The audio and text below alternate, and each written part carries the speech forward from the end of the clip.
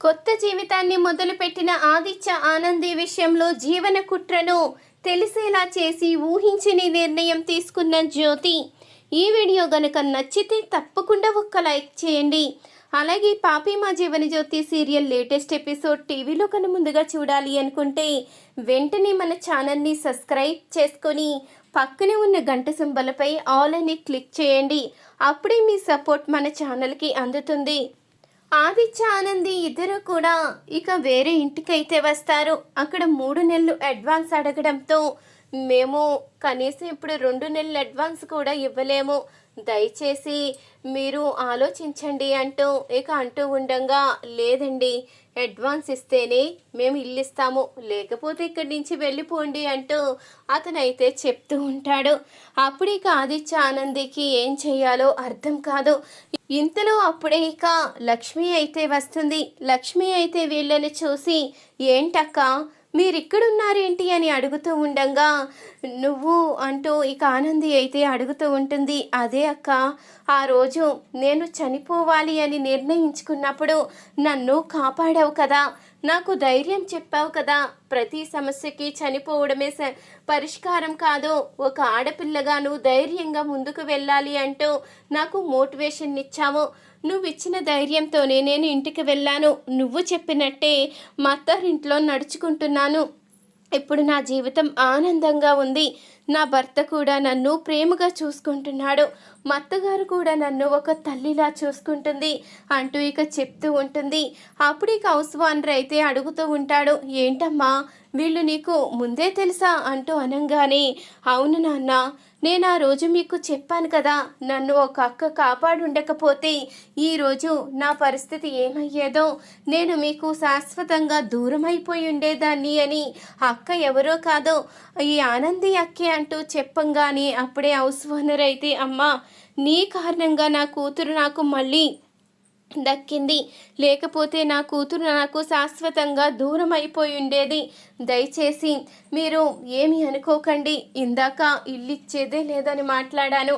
మీరు ఎన్ని రోజులున్నా పర్వాలేదు, మీరు నాకు రెంట్ కూడా ఇవ్వవలసిన అవసరం లేదు, ఇక్కడే ఉండండి అంటూ ఇక హౌస్ ఓనర్ అయితే చెప్పడంతో ఆనంది అయితే చెప్తూ ఉంటుంది, మీరు ఉత్తినిస్తాను అన్నా మేము అద్దె ఇవ్వకుండా ఉండలేము.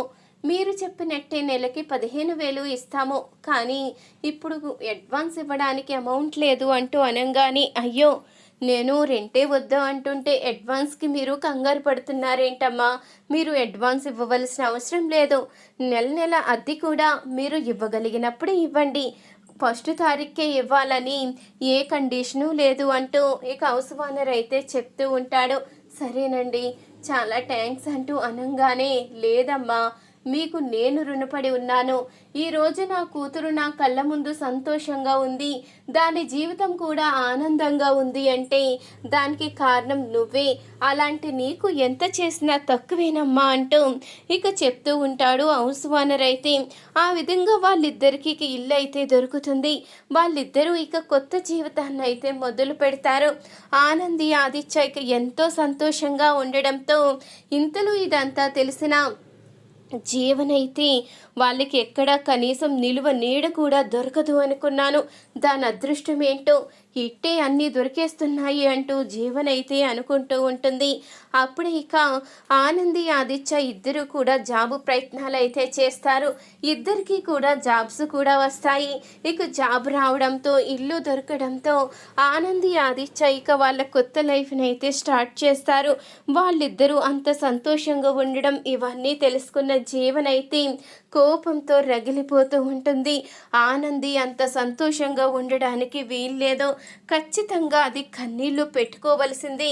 అది ఇంత సంతోషంగా ఉంటే నేను ఎలా చూస్తూ ఊరుకుంటాను, అందుకనే అది కుళ్ళి ఏడవాలి అంటే ఏం చెయ్యాలి అంటూ ఆలోచిస్తూ ఉంటుంది. అవును, ఆదిత్య గనుక మునుపిట్లా కాళ్ళు లేనివాడిలా, లేకపోతే శాశ్వతంగానే దూరమైపోతే ఖచ్చితంగా ఆనంది జీవితం మళ్ళీ బుగ్గి పాలైపోతుంది. ఇక దాని జీవితం చీకటి పాలైపోతుంది.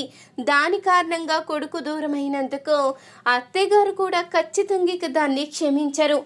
ఎవ్వరూ కూడా ఇక దాన్ని చేరనివ్వరు. ఎలాగో ఆదిత్య లేకపోతే అది కూడా ఎలాగో పిచ్చిదైపోతుంది.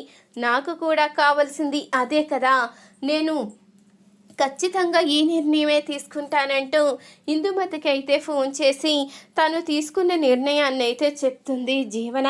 అప్పుడే ఇంతలో ఇక ఇందుమతి అయితే చెప్తూ ఉంటుంది, జీవన నువ్వు వేసిన ప్లాన్ బాగానే ఉంది, కానీ ఆదిత్యకి యాక్సిడెంట్ చేయించినప్పుడు ఒకవేళ ప్రాణాలు ఏమన్నా పోతేనో అంటూ అడుగుతూ ఉండంగా, ప్రాణాలు పోతే ఏముంది, ఆ ఆనంది జీవితం నాశనమైపోవడమేగా మనకి కావాలి అంటూ అడుగుతూ ఉంటుంది. ఇక జీవనైతే అవునులే అదే నిజమే, వాడు చస్తే దీని జీవితం నాశనమైపోతుంది, ఇక ఇది ఎలాంటి పనులు చెయ్యదు, ఎలాంటి ఆశలు పెట్టుకోదు, మనకి ఎలాంటి అడ్డు ఉండదు అంటూ ఇందుమతి కూడా చెప్తూ ఉంటుంది. కానీ ఆదిత్యకి యాక్సిడెంట్ మాత్రం కాదు, యాక్సిడెంట్ అంటే అనుమానం వస్తుంది, ఇంట్లోనే ఎవరికి తెలియకుండానే వాళ్ళు చనిపోయేలా చెయ్యాలి. అది ఎలా అంటే వాళ్ళంతట వాళ్ళు బయట జీవించలేక ఆత్మహత్య చేసుకున్నారు అన్నట్టుగా సృష్టించాలి. అలా చెయ్యాలి అంటే ఖచ్చితంగా వాళ్ళు తినే దాంట్లో ఏదోటి విషం కలపాలి.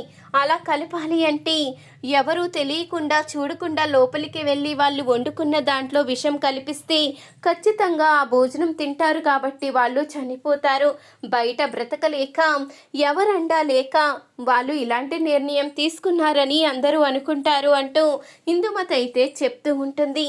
ఇందుమతి మాటలు విని జీవనైతే ఆనంది ఆదిత్య ఉన్న ఇంటికి ఇక తన మనిషిని అయితే పంపిస్తుంది. అప్పుడే ఆనంది అయితే వంట చేసి ఇక బయట హాల్లోకి వెళ్ళడంతో ఇంతలో వంటగది కిటికీలోంచి తను పంపిన వ్యక్తి అయితే ఆ ఉన్న కూరల్లో విషమైతే కలిపేస్తాడు. ఇక వెంటనే జీవనకైతే ఫోన్ చేసి చెప్తాడు. ఇంతలో అప్పుడే ఆనంది అయితే ఆదిత్య గారు వంట రెడీ అయింది, భోజనం చేద్దాం రండి అంటూ ఆనంది అయితే ఇక భోజనాన్ని అయితే పెడుతుంది. అప్పుడే జీవనైతే వాళ్ళు చావడం కల్లారా చూడాలి, నేను సంతోషపడాలి అంటూ అక్కడికైతే వస్తుంది. ఇంతలో ఇక జ్యోతి అయితే వచ్చి ఆనంది ఆదిత్య భోజనం చెయ్యబోతూ ఉండగా ఇక ఆ ప్లేట్లను అయితే నేలకేసి కొడుతుంది. అది చూసిన జీవన ఒక్కసారిగా షాక్ అవుతుంది. అప్పుడిక ఆనంది కూడా అడుగుతూ ఉంటుంది, ఏమైంది జ్యోతమ్మ, ఎందుకు భోజనాన్ని నేలకేసి కొట్టావు అంటూ అడంగానే ఇది తింటే మీ ఇద్దరూ ప్రాణాలతో ఉండరు అంటూ జ్యోతి అనంగానే ఆ మాటకిక ఆనంది ఆదిత్య ఇద్దరూ కూడా షాక్ అవుతారు. ఇదంతా జీవన పని, మీ ఇద్దరిని చంపాలని ప్లాన్ చేసింది అంటూ ఇక జ్యోతి అయితే నిజాన్ని బయట పెట్టేస్తుంది. ఇంతలో సునంద అయితే వస్తుంది. అప్పుడు ఇక సునందకైతే చెప్తూ ఉంటుంది, ఇప్పుడు నేను గనక రాకపోతే ఆదిత్య ఆనంది ఇద్దరూ కూడా చనిపోయి ఉండేవారు. దీనంతటికీ కారణం మీరు నెత్తిని పెట్టుకున్నారుగా మీ కోడలు జీవన అంటూ ఇక తన దగ్గరున్న వీడియోనైతే చూపిస్తుంది. అప్పుడే ఇందుమతి జీవన ఇద్దరు మాట్లాడుకున్న మాటలైతే అందులో రికార్డ్ అవుతాయి.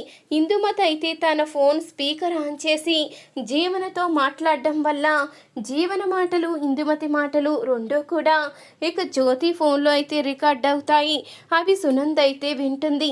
అప్పుడే ఇక జ్యోతి అయితే చెప్తుంది, ఇదొక్కటే కాదు, మీ ఇంటి పరువు పోవడానికి మీడియా వాళ్ళకి ఫోన్ చేసింది, ఇవన్నీ చేసింది కూడా జీవనే అంటూ చెప్పంగానే ఆ మాటకి ఇక సునంద అయితే కుప్పకూలిపోతుంది. ఇప్పటికైనా నిజాలు తెలుసుకోండి, నా కూతురు తప్పు చేసిన ఎవరు తప్పు చేసినా తప్పు తప్పే కాబట్టి ఎట్టి పరిస్థితిలో కూడా వదిలిపెట్టేదే లేదు అంటూ ఇక జ్యోతి అయితే అప్పటికే పోలీసులకి అయితే ఫోన్ చేస్తుంది. ఇంతలో ఇంటి బయట కిటికీలోంచి ఇదంతా చూస్తున్న జీవననైతే సడన్గా పోలీసులు అయితే వచ్చి అరెస్ట్ చేస్తారు. ఇక ఒక్కసారిగా జీవన అయితే షాక్ అవుతుంది.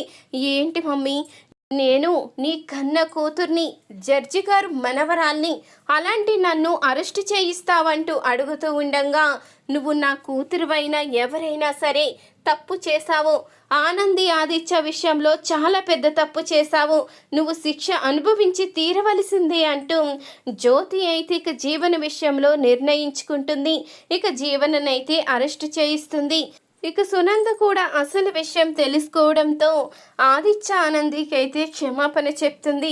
అమ్మ ఆనంది, నన్ను క్షమించు, నేను చాలా పెద్ద తప్పు చేశాను, మూర్ఖంగా అహంకారంగా ఆలోచించాను, నన్ను క్షమించి దయచేసి మన ఇంటికి రండి అంటూ సునంద అయితే ఇద్దరికీ క్షమాపణ అయితే చెప్తుంది. ఈ వీడియో కనుక నచ్చినట్టయితే తప్పకుండా ఒక్క లైక్ చేయండి. అలాగే పాపి మా Jeevan Jyoti serial latest episode టీవీలో కన్నా ముందుగా చూడాలి అనుకుంటే వెంటనే మన ఛానల్ని సబ్స్క్రైబ్ చేసుకుని పక్కనే ఉన్న గంట సింబలపై ఆల్ అని క్లిక్ చేసి మీ సపోర్ట్ను అందివ్వండి.